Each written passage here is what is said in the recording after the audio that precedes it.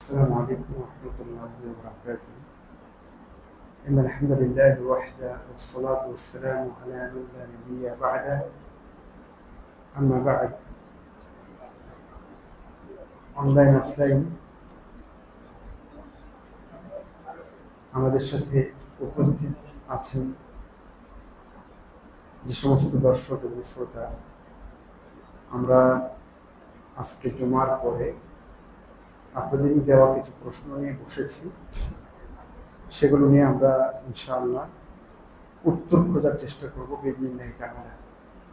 আমি ভূমিকাতে কোনো কথা না বলেই চলে যাচ্ছি আমাদের প্রশ্নোত্তর পর্বে। প্রথম প্রশ্নটি করেছেন এক ভাই। প্রশ্নটি হচ্ছে, কোনো লিফলেট বা হ্যান্ডবিলে যদি কোরআনের আয়াত লেখা থাকে তাহলে সেটা কি রাস্তায় ফেলা যাবে নাকি সংরক্ষণ করতে হবে? উত্তর তো আমার মনে হয় যে আপনারই জানা আছে। কোরআনের আয়াত লেখা আছে, এটা আপনি কি করবেন? ফেলে দেবেন? এটা আপনার বিবেক কি বলে? সেটাই উত্তর। তার মানে কোরআনের আয়াতের অবমাননা কখনোই গ্রহণ করা যাবে না। আমি কোরআনের আয়াত ফেলে দিলাম, ওর উপর দিয়ে কেউ হাঁটলো, চললো, পায়ে মারালো, এটা কোরআনের জন্য অপমান। সুতরাং এরকম পৃষ্ঠা অবশ্যই সংরক্ষণ করতে হবে। এখানে আরেকটা কথা বলে রাখি যে অনেকেই, বিশেষ করে যারা ওই চানাচুর, মুড়ি ইত্যাদি বিক্রি করে, বোর্ডের বই বা অন্যান্য আরবি বইও দেখা যায় সেখানে বিক্রি করছে, মানুষ ওটাতে খাচ্ছে, অথচ ওটাতে আয়াত লেখা আছে, আবার ফেলছে, যাচ্ছে যেখানে সেখানে। টোটালি এগুলো কর্মকাণ্ড নিষিদ্ধ ইসলামে। কোরআনের অবমাননা কোনোভাবেই করা যাবে না। তাহলে কি করতে হবে? এটার করণীয় হচ্ছে, আপনি দুটা কাজ করতে পারেন। কোরআনের আয়াত সংবলিত যে কোনো কাগজ পেলে সেটা আপনি নিরাপদ কোনো জায়গায় মাটিতে পুঁতে দিতে পারেন, যেখানে যার উপর দিয়ে মানুষ হাঁটে না। অথবা আরেকটা সহজ উপায় আছে, আপনি সুন্দরভাবে এটাকে আগুনে পুড়িয়ে দিতে পারেন। এভাবে এটা ঠিক করতে পারেন বা এটার আপনি মূল্যায়ন করতে পারেন। অন্য কোনোভাবে এটাকে ফেলে দেওয়া যেখানে সেখানে যাবে না। কোন সালাতের আউয়াল ওয়াক্ত কত সময়কে ধরা যাবে? কোন সালাতের আউয়াল ওয়াক্ত কত সময়কে ধরা যাবে? ওয়াক্ত শুরুর কতক্ষণ পর্যন্ত থাকে? এটা আসলে অবস্থা ভেদে এক এক সালাতে এক এক রকম হয়। আউয়াল ওয়াক্ত এবং আখের ওয়াক্ত, শেষ ওয়াক্ত, আপনি ফজর থেকে নিয়ে শুরু করে ফজর, যোহর, আসর, মাগরিব এবং ইশা, সবগুলোতে আপনি দেখবেন যে আউয়াল ওয়াক্তটা আর শেষের ওয়াক্তটা, এই যে মাঝখানে যে সময়টা, এক এক ওয়াক্তে এক এক রকম হয়। ফজর টাইমটা এখন জানি না কয়টায় সূর্য ডুবছে, সূর্য উঠছে, সানরাইজ কয়টা জানে? হ্যাঁ, 6টায়। আর সম্ভবত 4:45টার দিকে ফজরের সময় শুরু হচ্ছে, 40 এরকম, 40-এর কাছাকাছি। তার মানে 1 ঘন্টা ক্লাস থাকছে ফজরের সময়। জোহরের সময় যদি আপনি হিসাব করেন, এখন 12টার আগে অক্ত হয়ে যাচ্ছে। আর আসর হচ্ছে মোটামুটি 3:30 এরকম টাইমে কাছাকাছি, আমি আইডিয়া করে বলছি এগুলো। তাহলে এখানে আপনি কত সময় পাচ্ছেন মোটামুটি হিসাব করে দেখেন। মাগরিবের টাইমটা একেবারে কম থাকে, আধা ঘন্টা 35 মিনিট সর্বোচ্চ পাওয়া যায় শুরু থেকে শেষ। এশার সময়টা সবচেয়ে বেশি পাওয়া যায়। এশার টাইম শুরু হয় বর্তমান মনে হয় যে 7:30টার দিকে অক্ত হয়ে যাচ্ছে। এটা রাত মোটামুটি অর্ধেক রাত পর্যন্ত, অর্থাৎ মাগরিব থেকে ফজর, এই সময়টাকে ভাগ করে অর্ধেক রাত পর্যন্ত। সেটা কোনো মৌসুমে 12টা হতে পারে, কোনো মৌসুমে 12টার আগেও হতে পারে, পরেও হতে পারে। তো অর্ধেক রাত পর্যন্ত হিসাব করলে এটা হলো এশার সালাত। এটা একটা বেশ লম্বা সময়, এশার সময়টা। আর ফজরটা আমরা একটু আগে দেখলাম। তো সব মিলিয়ে এক এক ওয়াক্তে মূল টাইমটা এক এক রকম হয়। তবে যে কোনো সালাত আউয়াল ওয়াক্তে পড়া ভালো, এশা ছাড়া। এশাটা দেরি করে পড়া ভালো। বোঝা গেছে? জানি না আপনি প্রশ্নে আর কিছু বোঝাতে চেয়েছেন কিনা। তো আপাতত এতটুকু আমার মাথায় এসছে, আল্লাহু আলাম। জামাতে যে কয় রাকাত না পাওয়া যায় সেই কয় রাকাত সূরা ফাতিহার সাথে অন্য সূরা মেলাতে হবে কিনা দয়া করে জানাবেন। রিয়াদ প্রশ্ন করেছেন। উত্তর হচ্ছে, একটা জিনিস মনে রাখবেন, সূত্র হচ্ছে আপনি যেখান থেকে সালাত শুরু করছেন ইমামের সাথে সেটা হলো আপনার সুর। বোঝা গেছে? মানে ইমামের কয় রাকাত এটা বিষয় না, আপনি যেখান থেকে শুরু করছেন এটা আপনার শুরু। এখন আপনার শুরু অনুযায়ী যেভাবে সালাত পড়া লাগে ভেবে পড়ুন। হাদিসে আছে কেউ যদি ইচ্ছাকৃত, আচ্ছা এই ব্যাপারে একটা বই আছে, সালাতে মাসবুকের বিধিবিধান, আব্দুল বারি বিন সুলাইমান একটা ছোট্ট একটা বই লিখেছেন, যেটা সম্ভবত তুবানা মাকতাবাতুস সালাফ বের করেছে। এই বইটা খুবই ভালো, মাকতাবাতুস সালাফের। এই বিষয়ে আপনি ভালো তথ্য পাবেন। মানে আমরা আসলে সালাতে যোগ দেওয়ার পরে আমরা কি করব এটা অনেকে ভুল করে জানি না। তো ওই বইটা পড়লে আপনি বিস্তারিত জানতে পারবেন। হাদিসে আছে কেউ যদি ইচ্ছাকৃত আসরের সালাত ছেড়ে দেয় তবে তার আমল বাতিল করা হবে। আমি প্রশ্ন, আমল কি সব আমল নাকি ওই দিনের আমল? এবং ইচ্ছাকৃতভাবে বলতে কি কি বোঝানো হয়েছে? ইচ্ছাকৃতভাবে বলতে বোঝানো হয়েছে যে আপনার সুযোগ আছে, সময় আছে, ভুলে যাননি, তাও পড়েননি, এটা ইচ্ছাকৃত। আর অনিচ্ছাকৃত কি, ভুলে গেছেন, ঘুমিয়েছিলেন, আদায় করতে পারেননি, বা এমন জায়গায় পজিশনে ছিলেন যে আপনার সালাত আদায় সম্ভব ছিল না, এরও অনিচ্ছাকৃত। তো এরপরে কথা হচ্ছে যে যদি কেউ আদায় করতে না পারে তাহলে আমল বাতিল হয়ে যাবে। আমল বাতিল হয়ে যাওয়ার ব্যাপারটা আমি জানি না, তবে হাদিসে এরকম এসছে যে তার পরিবার এবং মাল ধ্বংস হয়ে গেল, এটা আমি পেয়েছি হাদিসে। বাকি এইটা আছে কিনা আমি ঠিক জানছি না, বা এই মুহূর্তে আমার মনে পড়ছে না। ওইটা এসছে যে যে ব্যক্তি আসরের সালাত পড়লো না, মান ফাতাহু আল আসর কান্নামা উতিরা মালুহু ওয়া আহলুহু, এভাবে হাদিসে এসছে, যার আসরের সালাত বাদ ছুটে গেল বা পড়লো না ইচ্ছাকৃতভাবে, তার যেন পরিবার মাল ধ্বংস হয়ে গেল। আল্লাহু আ'লাম। মসজিদে মেহরাব তৈরি করার ব্যাপারে ইসলামের বিধান কি? আসলে ইসলামের বিধান কি, মেহরাব আমরা কেন তৈরি করি, যেন ফুল একটা কাতার নষ্ট না হয়, এই কারণে আমরা মেহরাব বানাই, যাতে করে ওই জায়গাটা সেভ হয়, এতটুকু। কিন্তু মেহরাব বানালেও কি না বানালেও কি কোনো সমস্যা নেই ইনশাআল্লাহ। ফজরের সালাতের পরে ঘুমালে কি কোনো ক্ষতি হয়, এ ব্যাপারে ইসলামের বিধান কি? প্রথমত ইসলামের বিধানটা আগে আপনাকে বলি। নবী সাল্লাল্লাহু আলাইহি ওয়াসাল্লামের অভ্যাস ছিল তিনি ফজরের পরে ঘুমাতেন না, বরং আল্লাহ রাসূল সাল্লাল্লাহু আলাইহি ওয়াসাল্লাম বলেছেন যে মহান রব্বুল আলামিন এই উম্মতের সকালের কাজে বরকত দিক, এই দোয়া আল্লাহ রাসূল করেছেন, অথবা আল্লাহ রাসূল বলেছেন বরকত দিয়েছেন। মহান রব্বুল আলামিন ভোরের কাজে, এই উম্মতের ভোরের কাজে বরকত দিয়েছেন। সে কারণে ফজরের পরে ঘুমানো আল্লাহ রাসূলের অভ্যাস না এবং সালাফি সালিহিনের অভ্যাস না। সেজন্য ফজরের পরে আমাদের ঘুমানো যাবে না, বরং কাজ করতে হবে, কোরআন তেলাওয়াত করতে হবে, এরপরে কাজে নেমে যেতে হবে। সকালের কাজে, সকালের লেখাপড়া সবকিছুতে একটা আলাদা বরকত আছে, করে দেখবেন, বুঝবেন। আমাদের তো আসলে ট্র্যাডিশনটা খারাপ হয়ে গেছে, আমরা রাত্রিতে দেরি করে ঘুমাই আর দেরি করে উঠি।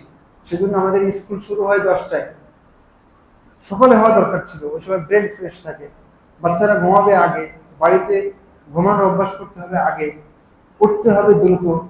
এটাই হলো ইসলামের নিয়ম। তো যাই হোক, ইসলাম কিন্তু সকালের ফজরের পরে ঘুমানো এটা ইসলাম পছন্দ করে না, আল্লাহ রাসূল নিজেও করতেন না, বরং এই সময়ের কাজকে বরকতময় কাজ বলা হয়েছে। এবং আধুনিক চিকিৎসা বিজ্ঞান বলছে যে সকালের ফজরের পরে ঘুমানো স্বাস্থ্যকর এবং স্বাস্থ্যসম্মত নয়। সুতরাং কোনোভাবেই আমরা ফজরের পরের এই সময়টাকে নষ্ট করব না, বরং কাজে লাগাবার চেষ্টা করব। সর্বনিম্ন কত টাকা থাকলে যাকাত দিতে হবে? সোনার হিসাবে পরিমাণে যাকাত দিলে হবে কিনা, যাকাতের ব্যাপারে আসলে লম্বা কথা বলা দরকার, বিস্তারিত কথা না বললে বুঝবেন না। সংক্ষিপ্ত প্রশ্নে এটা বলা মুশকিল। জাকাতের ব্যাপারে আমার একাধিক লেকচার আছে, তবে আমি সংক্ষিপ্ত করে বলছি। টাকার নিসাব হলো সোনার নিসাব, অর্থাৎ সোনার নিসাবের পরিমাণ যদি টাকা হয় তাহলে আপনাকে জাকাত দিতে হবে, অথবা টাকাটা যদি রূপার নিসাবে হয় তাহলে আপনাকে জাকাত দিতে হবে। আমি আপনাকে সহজভাবে বলি, স্বর্ণের নিসাব হচ্ছে 7 ভরি 5 আনা 5 রতি। বর্তমান গ্রামের ওজনে হচ্ছে 85 গ্রাম স্বর্ণ। 85 গ্রাম স্বর্ণ যদি কারো কাছে 1 বছর থাকে তাহলে তাকে জাকাত দিতে হবে। অথবা যদি ভরির হিসাব দেখেন তাহলে 7 ভরি 5 আনা 5 রতি স্বর্ণ যদি কারো থাকে তাহলে তাকে জাকাত দিতে হবে। আর রূপার ক্ষেত্রে বলা হয়েছে 595 গ্রাম, যেটা ভরির হিসাবে 51.02 বা 01 ভরি হয়। এতটুক রূপা থাকলে পূর্ণ 1 বছর তাকে জাকাত দিতে হবে। তাহলে টাকা কতটুক থাকলে জাকাত দিতে হবে? আপনি এখন দেখবেন 51 ভরি রূপার যে দাম তত টাকা আপনার হয়েছে কিনা, যদি হয় এবং 1 বছর পূর্ণ থাকে তাহলে জাকাত দিতে হবে। অনুরূপভাবে যদি আপনার কাছে 5 ভরি 7 ভরি 5 আনা 5 রতি স্বর্ণের যে বাজার মূল্য, সেই মূল্য পরিমাণ টাকা যদি আপনার কাছে থাকে তাহলে আপনাকে জাকাত দিতে হবে যদি 1 বছর অতিক্রম করে। এটা হলো সংক্ষিপ্তভাবে বললাম। এ ব্যাপারে আরো বিস্তারিত কথা বলা উচিত, কিন্তু সংক্ষিপ্ত পরিসরে এতটুকু যথেষ্ট। আল্লাহু আ'লাম। কোরআন নাজিলের বিষয়টা একটু বিস্তারিত জানাবেন প্লিজ, যেমন কখন, কোথা থেকে কোথায়, কতটুকু করে নাজিল হয়েছে। এটা অবস্থার প্রেক্ষিতে নাজিল হয়েছে। রাসূলুল্লাহ সাল্লাল্লাহু আলাইহি ওয়াসাল্লামের হেরা গুহায় ধ্যানে থাকা অবস্থা থেকে শুরু হয়েছে নাজিল হওয়া, এবং মদিনায় আসার শেষ দিন পর্যন্ত প্রায় 23 বছর ধরে, মক্কার 13, মদিনার 10, মোট 23 বছর ধরে অবস্থা এবং চাহিদা অনুযায়ী কোরআন অবতীর্ণ হয়েছে। কোন একটা ঝামেলা হয়ে গেছে, বিধান প্রয়োজন, কোরআন নাজিল হয়েছে। এরকম প্রেক্ষাপটে কোরআন নাজিল হয়েছে অল্প অল্প করে, 23 বছরে পূর্ণতা পেয়েছে। আল্লাহু আ'লাম। মসজিদে পাশাপাশি শুধু আল্লাহর নাম এবং মোহাম্মদ লেখা জায়েজ কিনা? আচ্ছা, মসজিদে দেওয়ালে, বিশেষ করে সামনের দেওয়ালে কোনো কিছু কারুকাজ, সৌন্দর্য এগুলো না করাই উচিত। কারণ বেশি চাকচিক্য করলে সেজদার জায়গা, সামনের দেওয়াল, অনেক সময় মুসল্লির সলাতে মনোযোগ কমে যায়, ওই দিকে ধ্যান ধারণা চলে যায়। সেজন্য সাদা মাটা যত হবে তত ভালো। এটা হলো প্রথম কথা। কারুকাজ করা, বিশেষ করে মসজিদের সামনের সাইডটা, এটা যেটা চোখে পড়তে পারে, এটা থাকা উচিত না। তারপরে কথা হচ্ছে যে যদি আল্লাহর নাম কেউ রাখে তাহলে সেক্ষেত্রে তার পাশে মুহাম্মদের নাম সাল্লাল্লাহু আলাইহি ওয়াসাল্লাম যাবে কিনা। দেখেন, আল্লাহ এবং নবী মুহাম্মদ সাল্লাল্লাহু আলাইহি ওয়াসাল্লামের নাম পাশাপাশি রাখলে আমাদের উলামায়ে কেরামের অনেকে বলেছেন এখানে শিরকের গন্ধ থাকে। তার মানে নবী মুহাম্মদ সাল্লাল্লাহু আলাইহি ওয়াসাল্লামের অনুসরণ করতে হয়, তাকে মেনে চলতে হয়, কিন্তু তার ইবাদত করতে হয় না।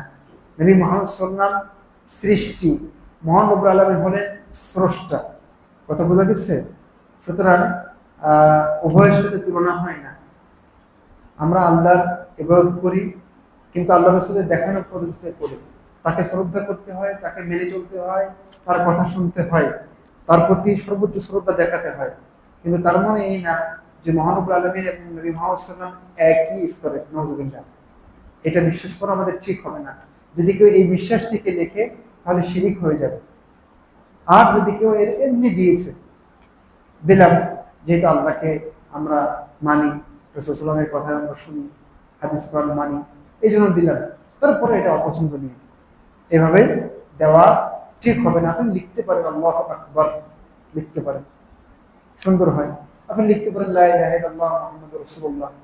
তারপরেও এগুলো দেওয়াল, বিশেষ করে মসজিদের দেওয়াল, এগুলো থেকে মুক্ত থাকা ভালো, সাদাসিধে হওয়াই বেশি ভালো। আল্লাহু তাআলা আ'লাম। আরেকটা প্রশ্ন আপনার আছে গণতন্ত্র নিয়ে। আমি হ্যাঁ, গণতন্ত্র নিয়ে প্রশ্ন আছে, এটা নিয়ে আমি আসলে কথা বলতে চাচ্ছি না। আপনি জুমার খুতবায় বললেন প্রয়োজন হলে আমাদের স্কোরের বিরুদ্ধে মাঠে নামতে হবে। কিন্তু আমার প্রশ্ন হলো, অনেক শেখ বলে থাকেন রাজপথে কোনো প্রকার কোনো কর্মসূচি দেওয়া যাবে না, এটা মানহাজের খেলাফ। তাহলে কি আমরা স্কোরের বিরুদ্ধে কোনো মানববন্ধনে অংশগ্রহণ করতে পারবো না?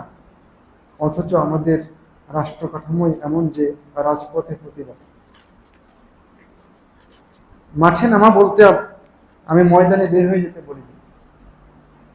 মাঠে নামা বলতে কাজ করা, পদক্ষেপ নেওয়া।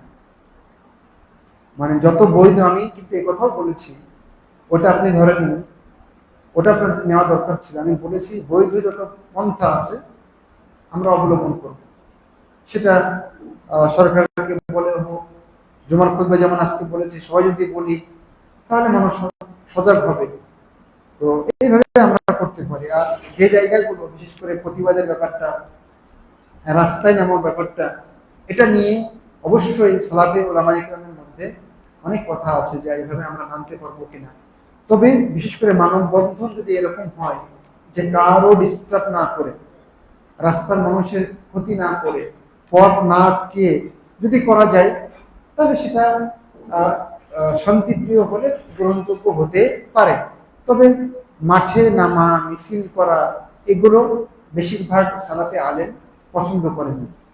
সেজন্য আমি যাই হোক, মাঠে নামা বলতে আপনাকে মিছিল নিয়ে মানুষের পথ আটকাতে বলিনি। সালাফি ওলামায়ে কেরামের যেমন পরামর্শ, আমি তাদের নীতিতেই বিশ্বাস করি এবং তাদের নীতি অনুযায়ী চলাই আমাদের জন্য কল্যাণকর বলে আমি মনে করি। আজকে সকালে আমার পিতামাতার সাথে বাইরে ঘুরতে গিয়েছিলাম। আমরা যখন চলে যাব তখন আমার মা এটা কি নন মাহারামদের সাথে একটা কথা বলেছিল, তাই তো? পরে হাসলো। আমি হাসি আটকাতে চেষ্টা করলেও ইসমাইল উঠেছে। আমার কি গুনাহ হয়েছে? গুনার কি আমি বুঝতে পারলাম না এখানে। মানে আপনার মা কথা বলেছেন, নন মাহারামের সাথে তো কথা বলা যায় প্রয়োজন, দেখা দেওয়া যায় না, কথা বলা যায়। গায়ের মাহারাম, নন মাহারাম, তাদের সাথে প্রয়োজনে পর্দা মেনটেন করে কথা বলা যায় ইসলামী শরিয়াতে। বা কি কোনো প্রসঙ্গে উনি হেসেছেন, আপনার হাসি এসছে, এতে গুনার বিষয়টা আমি বুঝতে পারলাম না। যদি প্রশ্নকারী থাকেন আমাকে একটু স্পষ্ট করতে পারেন যে গুনার জায়গাটা কোনটা আপনি চিন্তা করছেন। আমি তো এখানে গুনার কিছু দেখছি না, তাই না? আচ্ছা, সালাতের শেষ বৈঠকে দোয়ায় মাসুরার উপরে অন্য কোনো দোয়া পড়া যাবে কিনা? হ্যাঁ, যাবে। দোয়া পড়ার জায়গা যেগুলো তার ভিতরে এটা একটা। আপনি দুরূদ ইব্রাহিম পড়বেন, তার আগে আত্তাহিয়াত পড়বেন, দোয়া মাসুরা পড়বেন, আল্লাহুম্মা ইন্নী যালামতু নাফসি। এরপরে আপনি অন্যান্য যে কোনো দোয়া পড়তে পারেন, এমনকি কোরআনিক দোয়া পড়তে পারেন। যে কোনো দোয়া আপনার মুখস্থ আছে পড়তে পারেন।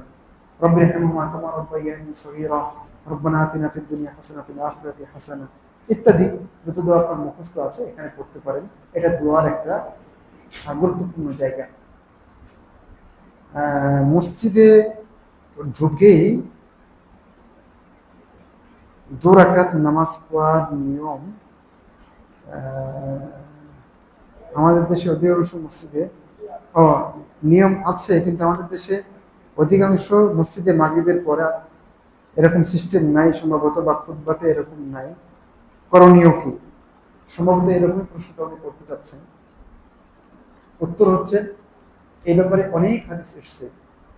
তাহিয়াতুল মসজিদ বা দুখুলুল মসজিদ, মসজিদে ঢুকে 2 রাকাত পড়তে হবে, তারপরে বসতে হবে।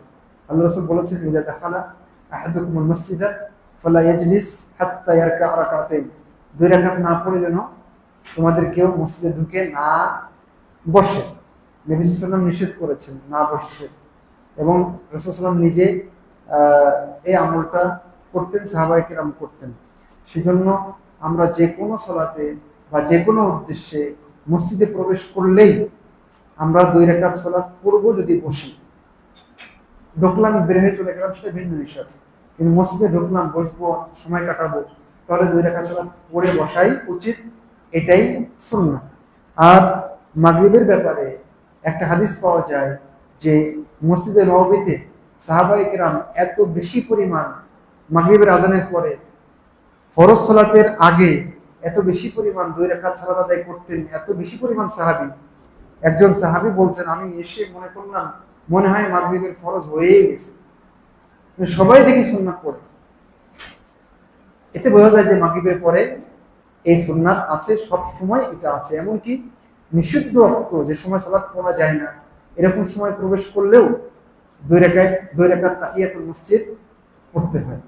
এটা ইসলামের বিধান। মাগরিবের পরে আমিও দেখেছি, এমনকি জুমাতেও দেখেছি লালবাতি জ্বালানো হয়, আপনারা বসে পড়েন, পরে সময় দেওয়া হবে। এগুলো সব ইসলাম পরিপন্থী, সুন্নাহ পরিপন্থী, এগুলো ইসলাম সাপোর্ট করে না। আল্লাহু আ'লাম। মহানবুল আলামিন আমাদেরকে তাওফীক দান করুন এবং সবসময় কোরআন এবং সহিহ সুন্নাহর যে দলিল, এই দলিলের উপর আমাদেরকে থাকার তাওফীক দান করুন। আমিন সুম্মা আমিন। আকুলু কওলি হাযা ওয়া আস্তাগফিরুল্লাহ লি ওয়া লাকুম ওয়া লিসাইরিল মুসলিমিন। সুবহানাকা আল্লাহুম্মা ওয়া বিহামদিকা আশহাদু আল্লা ইলাহা ইল্লা আনতা ওয়া আস্তাগফিরুকা।